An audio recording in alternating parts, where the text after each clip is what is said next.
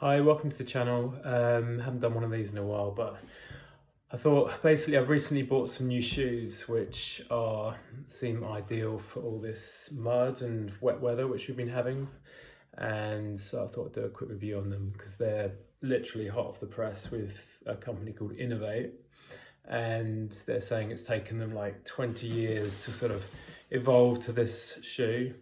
And also basically with all the wet weather recently, I've finally feel like I've come up with a good sort of solution to getting out there and doing long distance mileage in the mud, in the wet, without destroying my feet.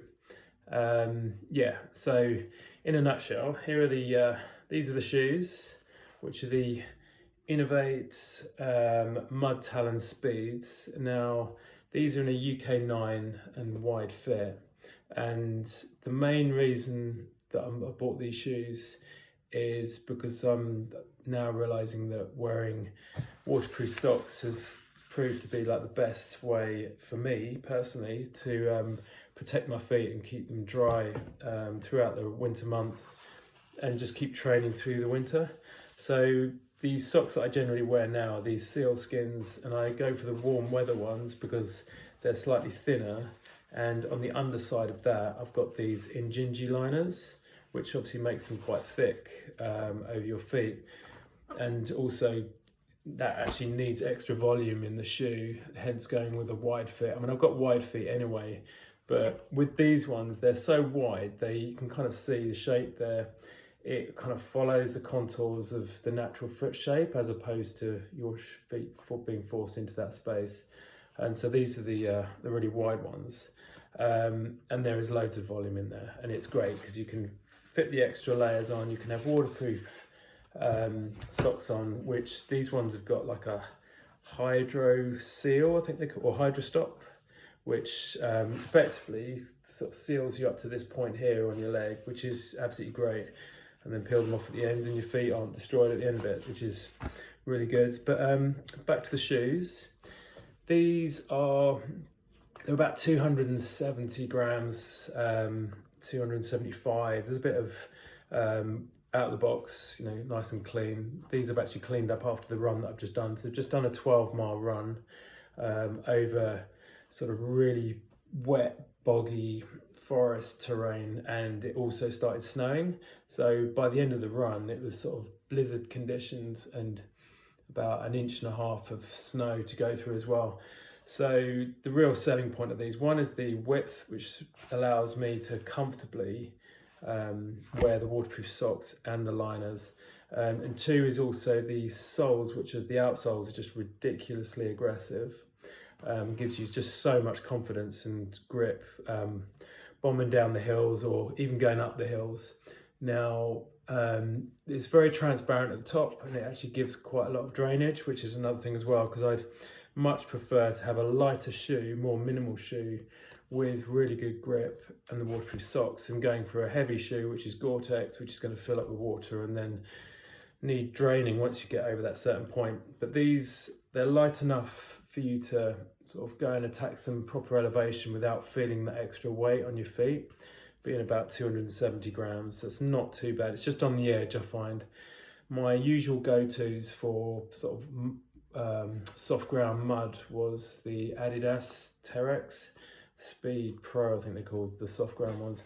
But they were just a bit too narrow to wear the waterproof socks with, so I'd usually wear those. But these are now, first run today, 12 miles. I think it was like 8:30 pace.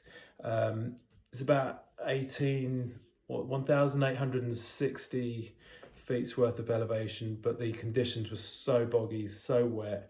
There was rocks, roots, loads of mud, loads of water, and then also the snow to contend with throughout the other half of the run.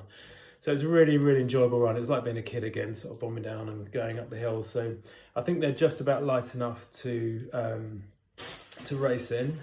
There's also quite a lot of cushion in them, and you've got this boomerang footbed, which is like, it's a bit dirty now, but it's got quite a sort of spring to it, and it's quite durable footbed compared to some of the other lighter weight sort of Hoka equivalents or whatever.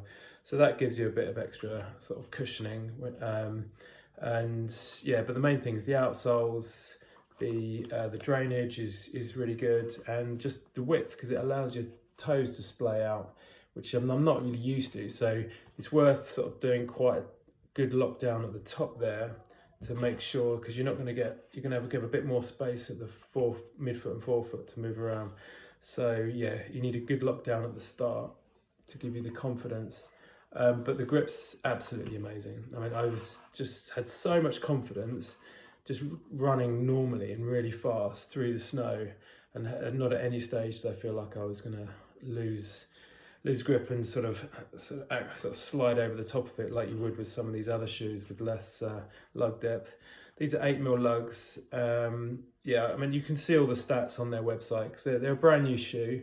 They're actually sold out now in this. So the positives would be the grips are amazing, the width is great, natural foot shape. The only drawbacks I'd say, I think the laces are absolutely rubbish. They're so slippery and thin and just cheap laces. I would definitely change those out. Maybe something like like the equivalent ones they use for like the Mafati Speeds in the Hokas, which have got that sort of 90-degree grip, but actually locks in better. So I changed the laces out. Also, the build quality, I'm not 100% convinced yet, because when I received them, there was a slight bit of outsole delamination between the midsole, which I've spoken to them, but they were really good. They're going to replace these once they get back in stock, because out of the box they should be perfect. I'm used to sort of Hoka and Adidas shoes, which are, the build quality is just fantastic. So, but yeah, they're really nice shoes. So far I'm really happy. They're comfortable enough cushioning probably for longer distances, and when you go from soft ground to sort of hard ground.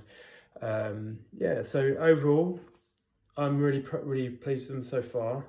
And I've got the Arc 50 coming up at the end of January, so I might wear these with waterproof socks depending on how the weather is. If it's going to be really wet, I don't want to destroy my feet and get like macerations or whatever they call it, like I did in the North Downs Way 100. So yeah, thumbs up.